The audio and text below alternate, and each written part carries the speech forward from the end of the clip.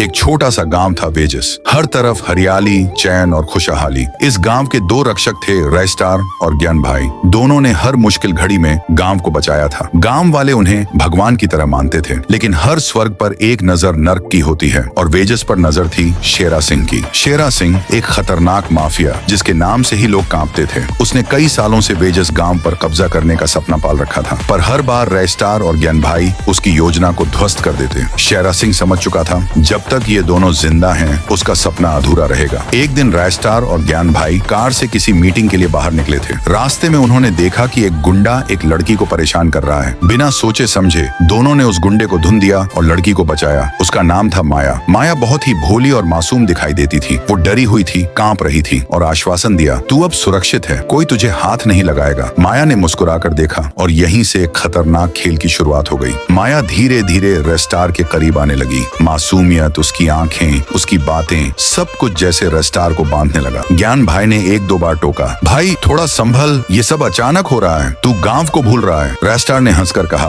भाई तू ज्यादा सोचता है, कभी तो दिल को भी मौका दे। पर ज्ञान भाई का मन बेचैन था और उसका डर एक दिन सच में तबाह बनकर टूट पड़ा। एक दिन रेस्टार माया के साथ बाहर था, किसी झील के किनारे प्यार भरी बातों में खोया हुआ। उसी वक्त शेरा सिंह ने हमला कर दिया। पूरे गांव में आग लगा दी गई। बच्चों, औरतों, बूढ़ों को मार दिया गया। ज्ञान भाई ने अकेले कई गुंडों को मारा, पर वो भी घायल होता गया। उसकी आंखें बार बार एक सवाल पूछ रही थीं, रेस्टार कहाँ है? शाम को रेस्टार गांव लौटा। चारों ओर धुआं, लाशें और चीखों की गूंज। ये क्या हो गया? उसकी सांसें अटक गईं, उसका सीना कांपने लगा। तभी उसे एक आवाज सुनाई दी, भाई। वो ज्ञान भाई था, खून से लथपथ, आंखों में आंसू, पर मुस्कुराने की कोशिश करता हुआ। रेस्टार उसे घर ले गया, मरहम लगाया, लेकिन ज्ञान भाई की आंखों में एक सवाल था, तू कहाँ था भाई? रेस्टार की आंखें भर आईं, लेकिन बोल न सका। अचानक रेस्टार के फोन पर एक कॉल आया, अगर अपनी गर्लफ्रेंड को जिंदा देखना है तो पुरानी फैक्ट्री में अकेले आ जा। रेस्टार की आंखों के सामने दो रास्ते थे, गांव के लोग या माया, पर वो सोच में नहीं पड़ा। बाइक उठाई और चल पड़ा, क्योंकि वो माया से प्यार करता था। फैक्ट्री में अंधेरा था, दीवारों पर खून के निशान। रेस्टार चिल्लाया, छोड़ दो उसे। तभी अंधेरे से शेरा सिंह बाहर आया, तू आ गया, बहुत अच्छा किया, पर देख तेरे लिए तोहफा लाया हूँ। और फिर माया की पट्टियां खुली। माया उठी और शेरा सिंह के पास जाकर खड़ी हो गई। रेस्टार जैसे पत्थर बन गया। ये क्या मजाक है? माया मुस्कुराई,